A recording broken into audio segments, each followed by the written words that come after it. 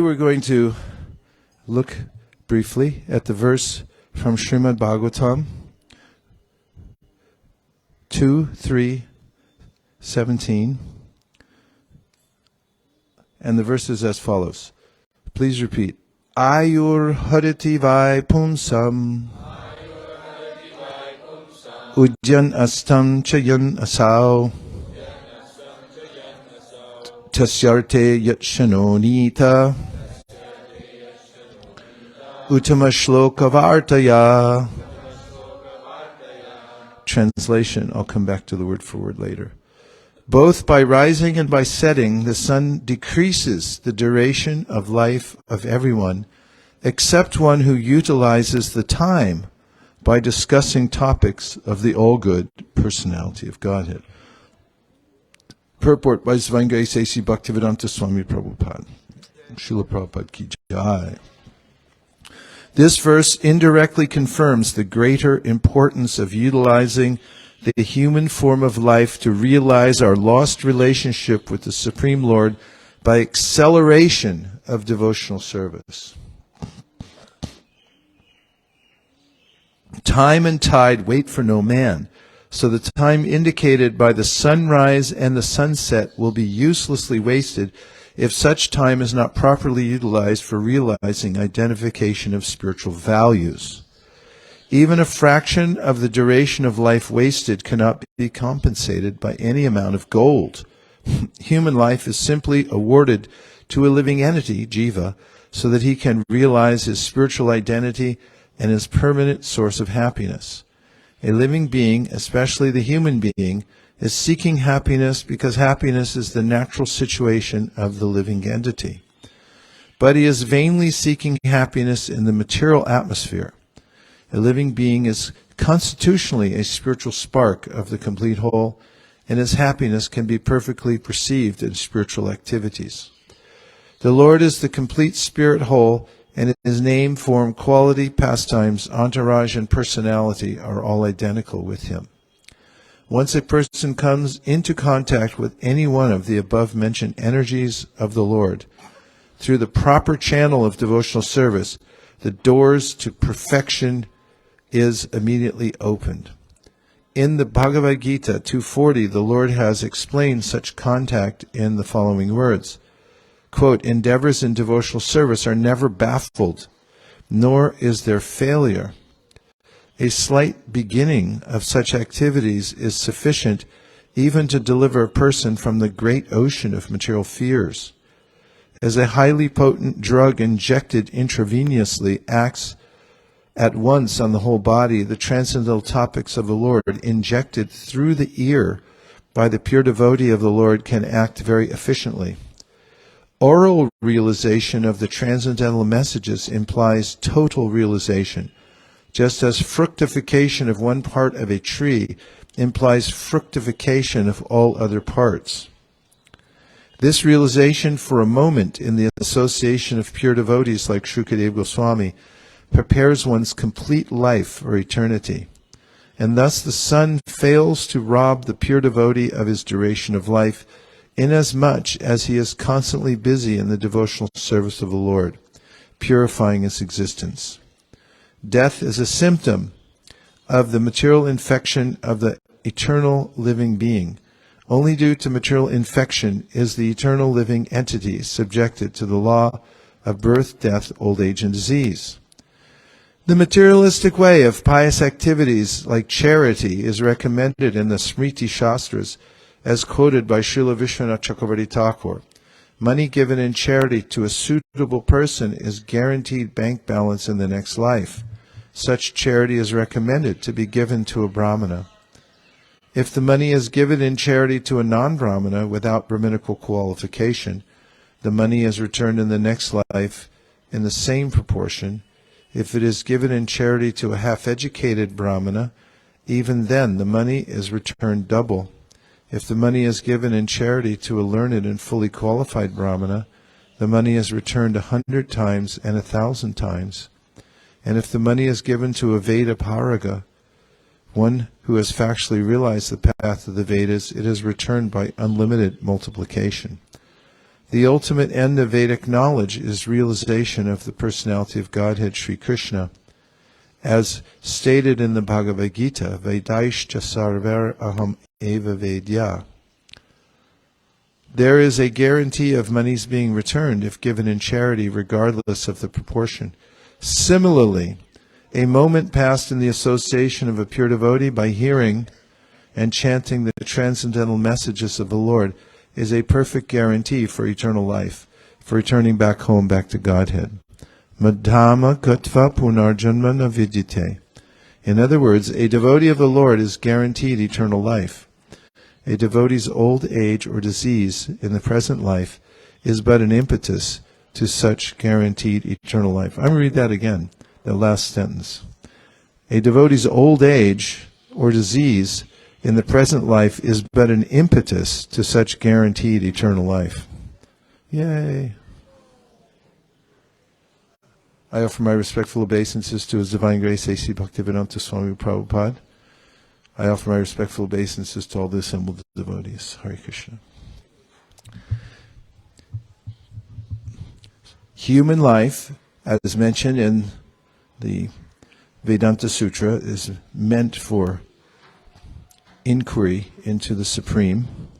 It's an unlimited topic, and it's fascinating and it's purifying simultaneously.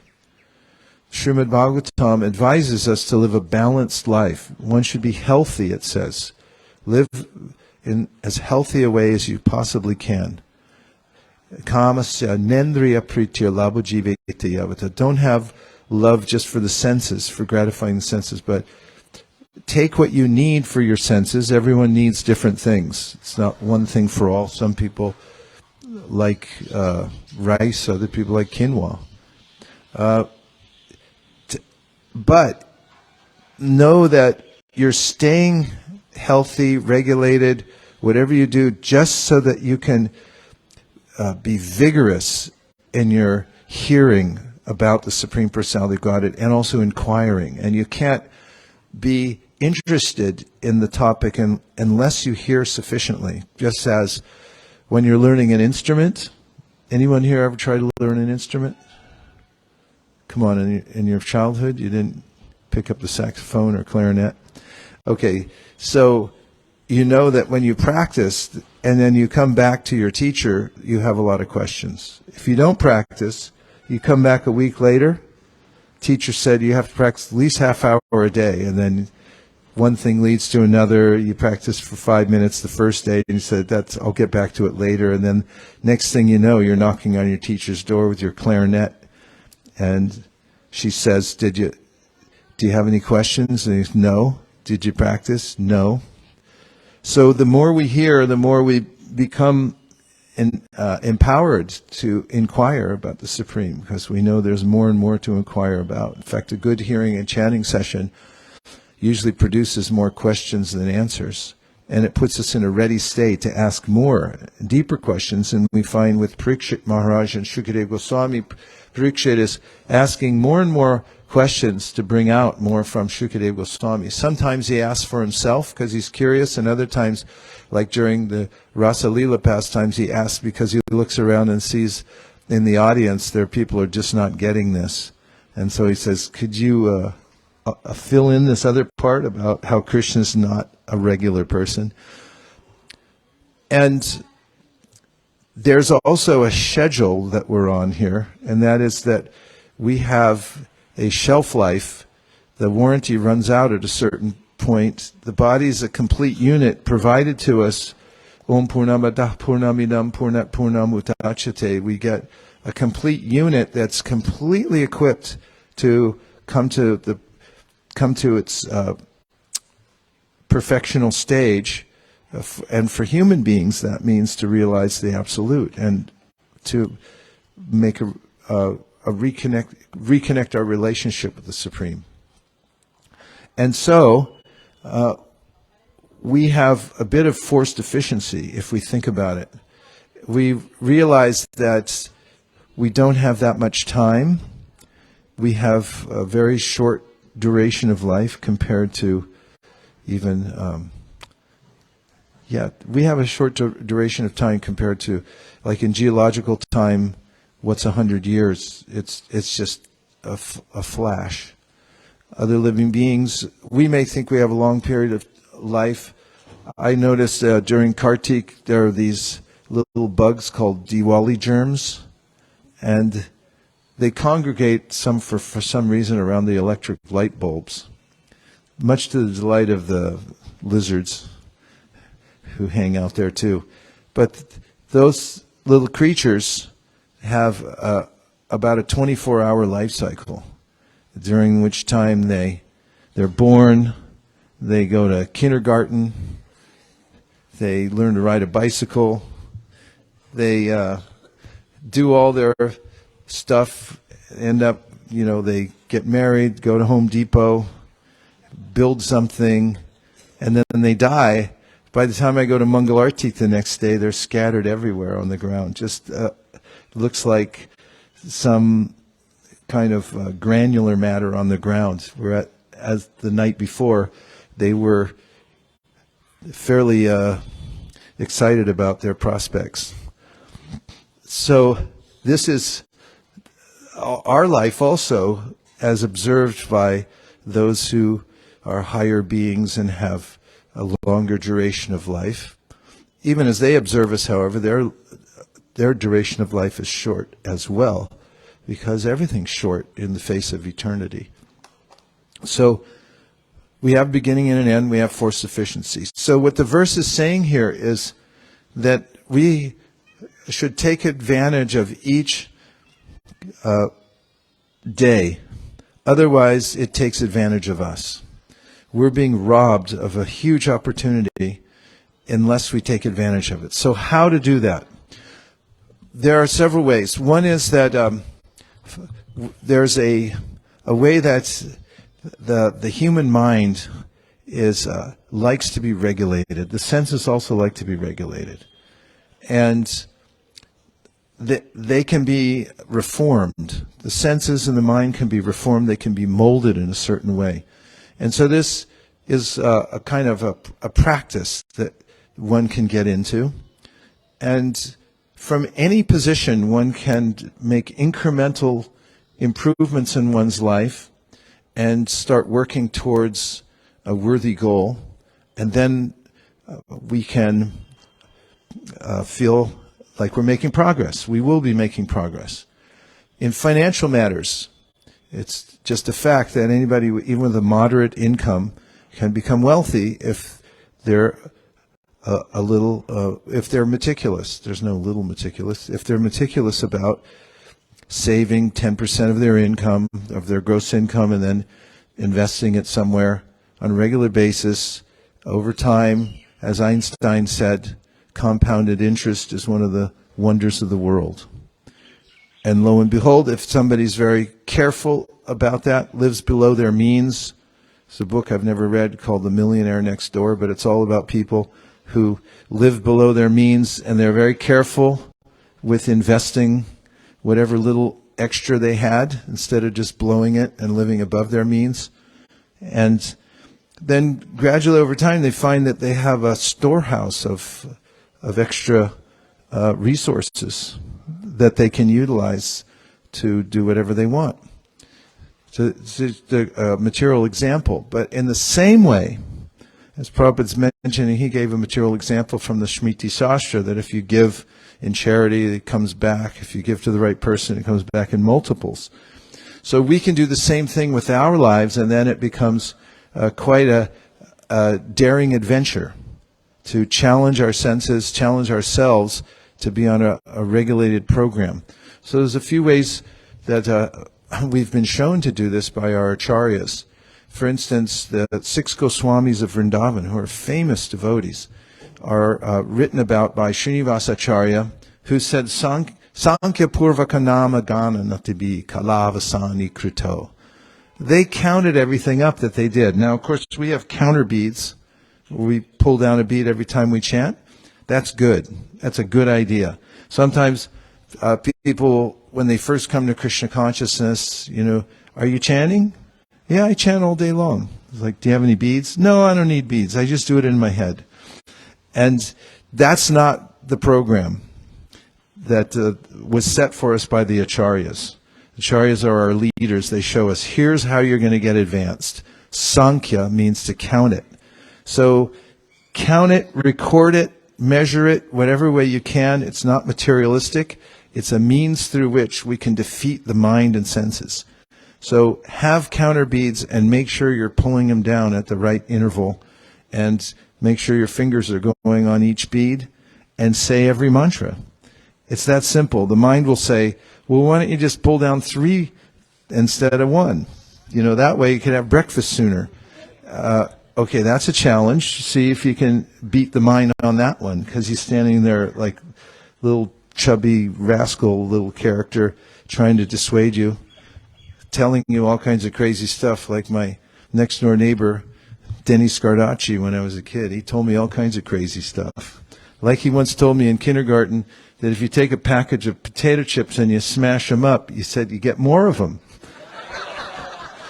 And I believed it for a whole day till I told my parents the revelation, that how do you get more potato chips? And they looked at me, said, poor kid, maybe we'll put you back a grade. Had to learn calculus to figure that out. So the mind is like Denny Scardacci. If you're listening, Denny, I mean no harm. I love you to death. But we take advice from the Goswamis, not from our chubby little mind who wants to cut all kinds of corners and things like that. And so a regulated program of chanting, make sure that we make it, and we're doing this now. We have this japa circle, very intentional. We talk about instructions. We inform ourselves. So we become fit, spiritually fit. Say, yeah, we chant good rounds. If you see somebody just leaning into their rounds, they're always showing up, you know that they're getting spiritually fit. And then it's also important to hear every day. Now, when you're in a temple ashram, just like we are now, we have a morning and evening program, and we all come to the morning and evening program. Boy, do we feel strong, right? I mean, we have our Mangalartik, we have our Guru Puja, then we have a class, then we all day long we're hearing, and then in the evening we, put the top of the sandwich on it, on the sandwich, and have an evening program. You go to bed and you're spiritually charged. That's how the program used to be, or still is in many places, but in all of ISKCON, it used to be a morning and evening program, and in the afternoon. In fact, when I joined the temple for Bhaktas, new people, there were 5 classes a day, mandated by Prabhupada. And we'd stop and have Krishna book class, and we have Nectar devotion class. Of course, there was always Bhagavatam class. In the night, you have Gita class. So there are all these classes and, regulated schedule. So how does one do that if you live in some far-flung place, if you live in a tent or an apartment or a van or something like that? You have to have a set that you do every day. So we noticed and discussed this when we were coming in the last group. We were going over to the temple there.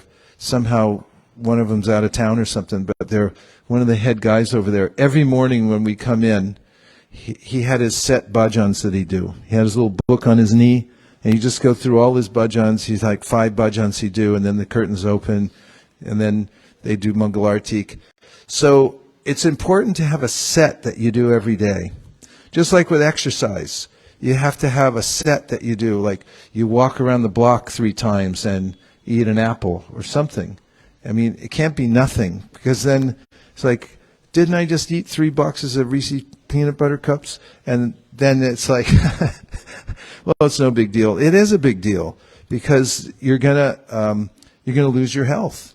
So unless we actually have a set for whatever we're doing, whether it's financial, whether it's for our health, and especially for our spiritual practice, you have to have a set that you do every day. Here's my set. I never miss it. This is what we call getting your bhajan on. You got to have a bhajan in your life. Means you do your rounds. That's a given. Then what else are you going to do? Now we've added into our set 1 chapter of Bhagavad Gita a day, right? Yes. Say yes. Yes. Don't be afraid. You might think like, how in the heck am I going to do that? Well, all the other things they're doing. Well, think of it like this. The more you keep adding these things in, the more everything else gets pushed out. And then you tell people, like, yeah, I don't have time to talk to you right now. I got to do my chapter of Bhagavad Gita. And you know what they'll say? Can I do it with you? So you have to be the leader. You have to be the adult in the room who says, like, I don't have time to discuss nonsense right now. Maybe later. And that's a technique I'll talk about. But have your set. I do this no matter what. It could be a small set. Doesn't have to be 6 Goswamis. It can be your own little set. It can be the smallest set anybody's ever heard of in life. It's like, that's a mosquito set. Yeah, but it's a set. And that's what gets us in the door. This is the purport of this verse is that don't waste this. Have your foot in the door somewhere. Don't let a day go by. You really blew it if you missed a day. So write your set down. It's like, this is my set. This is what I do every day. I have this bhajan. I have these rounds. I read this chapter. Or even if it's a verse, even if it's a half a verse, it doesn't matter. But have your set. Tattoo it on your arm. If you're going to get a tattoo, don't put something stupid. Write your set down, and when somebody says, what's the tattoo? It says, I do this every day. And that's how to get into the spiritual world, actually. We have to have our own determination to do that. And you know what? It's a joy because you're a human. Cheer up. Humans can decide. They can be self-determining and say, I don't want to be the same tomorrow as I am today. I want to improve. And the way you do it, by increments. A little increment. Put your wedge in the mass and then open it up with the tiniest little opening. But it means that I have my bhajan on and I'm keeping it on no matter what else happens. I do my bhajan every day and it's these things and I keep it steady. Then everything else opens up. So what can you do about reading? One thing is that I had a realization sometime back where I have this great ambition to read all of Prabhupada's books, and it's like, so, are you reading all of them? Like, I would, but there's too many of them. Okay, well, there's a way around that, and I found it for myself. I was listening to someone talk about how any task that seems overwhelming to you, just divide it into the smallest segments that you possibly can, and then implement it in your life in segments. So then I had this revelation that, wow, books have a finite number of pages. That works to our advantage because it means there is a beginning and an end. So you know what that means? You can easily break it down, quantify it into small pieces, which means that, let's say a book has 100 pages. And how many pages would you have to read every day, mathematicians, to finish a page of a book of 100 pages? How long would it? How many pages do we have to read every day to finish it in a week? 14? Okay, so could you do 14 pages? No, it's too much. How about if you do it in 2 weeks? That's still too much. 7 is way too much to ask on my schedule. How about 3 weeks? Calculus.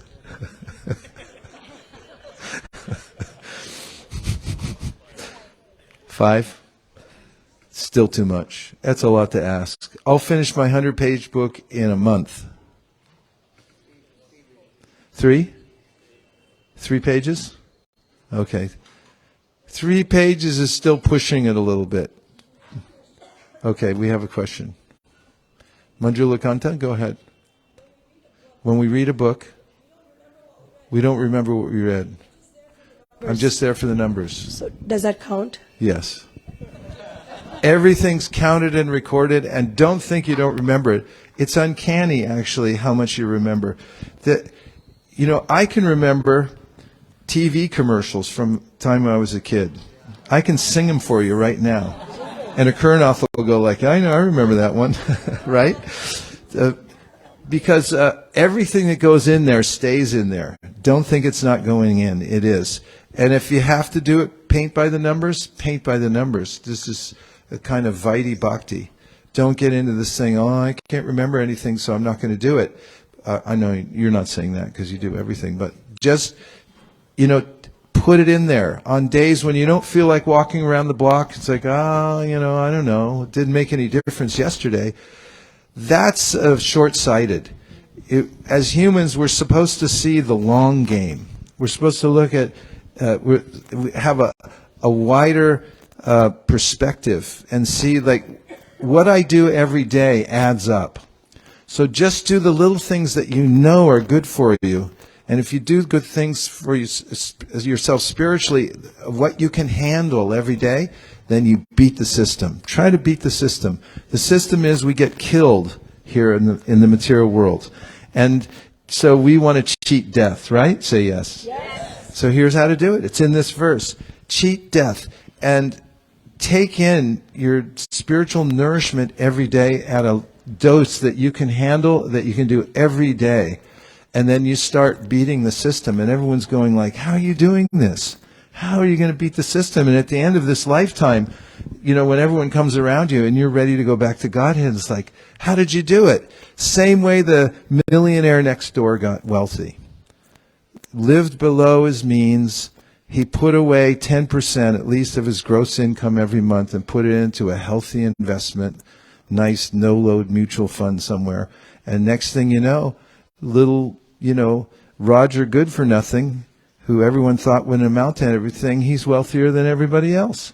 And the same thing applies in spiritual life. Don't think that you can't become a spiritual millionaire and just like, I can't do it. Pure devotees do it. This is all mythology anyway, that people become advanced because I can't do it, so they're probably faking too. Don't do that. Say, I'm going to make my investment every day, and I'm going to become a spiritual millionaire by being very conservative with the way I talk and live, and I'm going to invest. So we have our chanting, right? Because we have counter beads and we pull them down at the right time. And then also we have our reading. So what could you read? You could read Bhagavad Gita? Are we allowed to do that? That's amazing. We have the direct words of the Supreme Personality of Godhead, and we're allowed to read it. So how much could we read it? As much as we decide. You could decide that I'm going to read 1 page a day, and that's your thing. Become known as the person, like, I know that person. She reads 1 page of Bhagavad Gita every day, no matter what. Really? 1 page? How does she do it? She wrote it down, and that's part of her set. She's got her bhajan on. So now we've got a little reading, and then what else could you do every day as an investment? Bhagavatam you can do. Bhagavatam, let's talk about investment here. Let's tell you what I'm going to do for you. What's it going to take for us to get you into a Bhagavatam schedule here, Bob? So all Bob has to do is figure out how many pages there are in the Bhagavatam, and then decide and write down on his little chit that he keeps in his pocket that this is how I'm going to conquer death. I'm going to read a set number of pages of Bhagavatam a day, no matter what. And so how many pages does Bob have to read if he wants to finish the Bhagavatam in 5 years? Is it knowable? Is this knowable? Can we figure it out? If it's knowable, then could we possibly do it as humans? Okay, so how many pages is it? Yeah, we know that. It's 8 pages, right? That's too much. 8 pages, that's a lot to ask. How about if we go for 10 years? 4 pages a day? How about if you want to finish it in 50 years?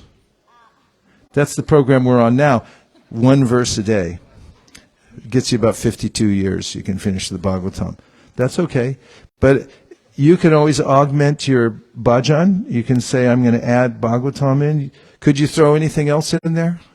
Invest in yourself. You could do Sri Ishopanishad. Can anybody stop you if you decided that's what you're going to do? No? Your boss probably could say, we don't allow that. Somebody in your family, one of your 52 cousins could call up and say, we object. You're spending too much time with all this Hare Krishna stuff, right? They could stop you. Right? Say no.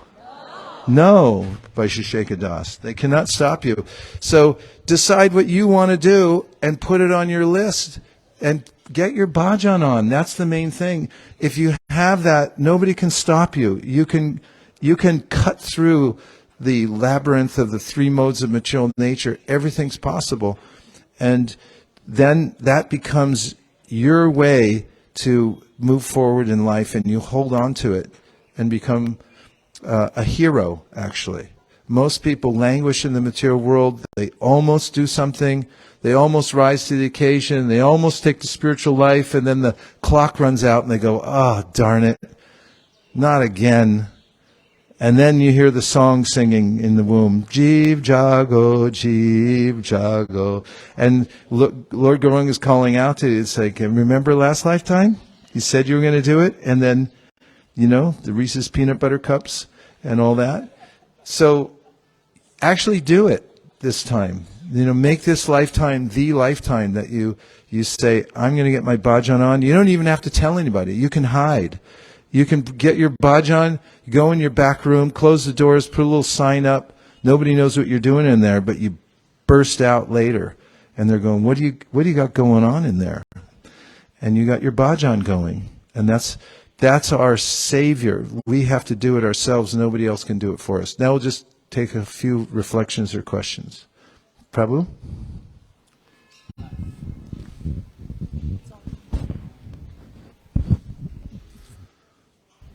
I love it how Srila Prabhupada gave the example between money and time. People in the material world always say time is money, and to them it might be, but it's just like you get unlimited amounts of money by giving charity to the right person. You get unlimited amount of time back by investing in the right thing. And thank you so much for driving home that point. Thank you, Prabhu. Thank you for the reminder. That's our most important asset, isn't it? Maharaj, about your point about doing things every day and making increments on it, I was reminded about a story of a king from Mysore. This person, actually, this king, he was able to climb up a hill in Mysore with a full-grown bull on his shoulders, they say. And it seems the secret was that when he was a young boy, a calf was born in the royal cowshed, and he would play around with the calf. He would take the small calf on his shoulders and walk around. And he took it as a habit every day to climb up the hill with the calf. And as the calf grew, his strength also grew to do it. And one day he finds himself carrying a bull. Right? And so this principle, what you mentioned, is also applied in all the material aspects. Like there's a book called The Atomic Habits. And there he says that, okay, how 1% increment if you do every day, then in 1 year you would be 37 times better than where you were before. And of course, 1% if you leave off something, you will be, if you miss it, even one day, if you are keeping on decreasing your effort every day, even by 1%, you will be a very small fraction of what you started off with. So if they can apply it for the material things so well, how much more careful we should be while applying it for our spiritual growth. That's what I was thinking. Yes, thank you for extracting the essence of that. Ananta, is this fanaticism? Give him the mic. Is this fanaticism? Is it something possible, doable? You're a successful business person. You have a plumbing business. You know how to fix anything. You know how to make advancement in life. What do you think of this applied to spiritual principles? That's something I thought about. Is becoming dedicated to Krishna consciousness. It can be perceived as fanatical, but I think that it's a personal thing. I think you don't really have to broadcast it. I think it's because ultimately, I mean, we all have to save ourselves. So if you're, you know, I mean, I think it's one of those things. Fanaticism is like, it's a good thing in Krishna consciousness because, you know, the whole point of our existence is to purify ourselves, go back to Godhead. So, in my opinion, you know, you can be, sometimes devotees can be overbearing, but I think that it's good to be fanatical with oneself, or better yet, just set goals that can be achieved for oneself, and not really pay too much attention to what others are doing. Like, be inspired by those that are above you, but at the same time, I think it's important to not be, you know, what's the word I'm looking for? Judgmental, and you know, because yeah, I've seen people talk about, or I've seen people who are really dedicated, and I personally have actually perceived them as fanatics. But when I check myself, I actually realize that they're on a path and they're doing something with their lives and stuff, and it's actually inspiring. How well put. Nice summary. I think that's really, you know, the end point, except for what Kurnath Prabhu was going to say. And okay. So I can say something, but he just handed me the mic. But what I want to say is that I remember Srila Prabhupada's class on this verse, and we should all listen to these. Prabhupada gave these wonderful classes on. I was thinking of earlier. You were talking about how we all have to fly our own airplane, and I always remember Srila Prabhupada's voice. We are all airplanes flying in the sky. And in this verse, he says, and you will be immortal. You know, because the sun is not taking away your life. yeah, and the Shastra says, labvam sadulam abidam bahusam bhavante, anityam artanam anitya apihadira. Sorry, I blew that. Labvam sadulam abidam bahusam bhavante, manusha artam anityam apihadhira. That if you can take something that's temporary and parlay it into something that's eternal, that's the best investment anybody ever made. So the human life is temporary. Although temporary, you can use it to become eternal, just like you were mentioning. And to your point, Ananta, for the close here, there is some guidance given by Shastra and our acharyas is to not widely disclose one's bhajan. You know, don't go advertising it. Oh yeah, I'm doing 64 rounds now. I'm doing this. I'm doing that. It tends to come back to a sense of ego. Just demonstrate it. Do it for Krishna. Keep it under wraps. One thing I've noticed, and I think I alluded to it earlier, if you've got your bhajan on, people will notice it anyway, even if you try to hide it, because it cuts into the schedule of the material world, which is let's talk nonsense, let's do stupid stuff. That's the two basic parts of material life. And the bhajan cuts right through it and just like drives a wedge through it, and everyone's like, let's talk nonsense, let's do stupid stuff. And then it's like, how come you can't come? It's like, I got another thing I got to finish first. It's like Haridas Thakur's principle. He's like, prostitute, hey. And it's like, yeah, later. I don't have time. I got my bhajan. I got my wedge. It's already in, and I can't be disturbed right now. So that's our protecting. We protect ourselves by dedicating ourselves to that bhajan and holding that and keeping that together. That's what we do. That's what devotee means. Devotee means devoto. It means one who keeps a vow.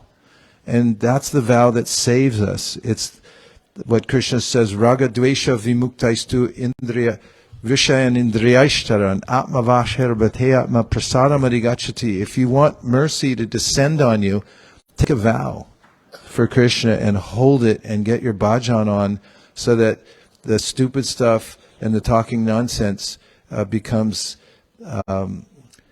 pushed away by the power of your own bhajan. So we've heard from Bhaktivinoda Thakur, his bhajan about Lord Chaitanya Mahaprabhu, the attractive features of the personality of Godhead. We can keep in mind that there's nobody better than Lord Chaitanya. He's the full meaning for anyone's serious and spiritual life. So feel free to give your heart and soul and mind to Chaitanya Mahaprabhu. If you don't know who he is, Kaviraj Goswami says, study it, figure it out, and then give your heart and soul. You got to give your heart and soul somewhere. If you don't give it to Lord Chaitanya Mahaprabhu, it's going to go to somebody else who's not worthy. And there also we heard from Bhagavatam about how the sun is announcing to us right now. It's like taking away your life unless you're hearing and chanting. It's talking as it goes over. So we can as humans seize the moment, this one lifetime, not one lifetime, but this lifetime will make it fully dedicated. What do you think? Okay. Dear Srila Prabhupada, dear Sri Chaitanya Mahaprabhu, Shri Panchatattva, Jagannath Baladev Subhadraji, if you so desire, please empower us to drive a wedge into the stupidity of the material world, which is keeping our bhajans strong every day to glorify you. And please give us spiritual strength to do that every day. Thank you for considering our request. Om Tat Sat. Everyone agrees with this prayer in whole or in part. Count down from 3 and say, Go Ranga. 3, 2, 1. Go Ranga! And now we have some important announcements. Shraddha Devi Dasi is here, and she's going to tell us what we